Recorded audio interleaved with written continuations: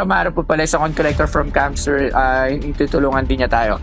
So, yun sir, maraming salamat at alam ko maraming best ka palalabas sa Pinoy Pawn Star. So, yan si Sir Amaro. Kamusta po kayo? Ako po pala si Senpai Amaro, isang kolektor ng mga barya at mga perang papel.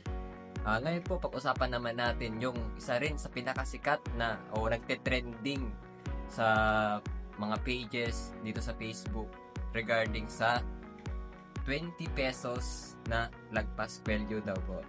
Sabi nila ay ano daw to, mahal at nabibili ng libo-libo sa mga old coin collector. Alamin natin kung tunay nga ba itong nabibili, kung bakit sabi nila nabibili to ng mahal. Alamin natin kung ano yung mga special features niya.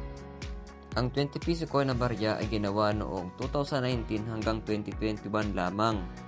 At ang metal composition naman nito ay bimetallic.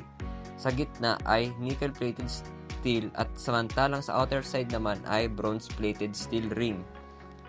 May mga security measures din na nilagay na design ng BSP. Sa surface nito, maging sa edge ay meron din. Noong 2019, merong mahigit 2 million na examples na ginawa ang BSP. Samantalang, noong 2020 at 2021 ay walang nakalagay na record. Ngunit, hindi natin masasabi na ito ay rare dahil napakadaming umiikot nito sa sirkulasyon. Kung mapapansin nyo, merong mga nakalagay dyan Edge 1, Edge 2, Edge 3 at High Mint Mark sa Low Mint Mark.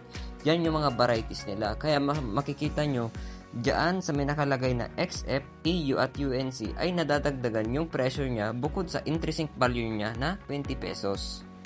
Pero hindi pa rin umaabot ito sa libo kagaya ng mga nababasa natin o nakikita natin sa Facebook pages. Ngayon, nalaman natin na napakarami palang 20 pesos coins na ginawa. Ibig sabihin, hindi siya rare. Bawat isa sa atin ay pwede magkaroon ng ganito. Ito'y ginagamit sa pangbili, pangbayad, sa araw-araw. Ngayon, para sa aming mga collectors, ang mga bagong barya or yung mga kahit yung mga nasa sirkulasyon ay nagiging rare lamang or nagkakaroon lamang ng special value kung ito ay error. Ibig sabihin, halimbawa, kung itong 20 pesos coin na ito ay buo. Tapos merong mali dyan, halimbawa naging off-center siya, yun ang mga nabibili. Ibig sabihin, pwede siya magkaroon ng special value bukod sa 20 pesos na intrinsic value. Bawat isa sa atin ay nalinawan at hindi na madadali ng mga fake news. Maraming salamat po.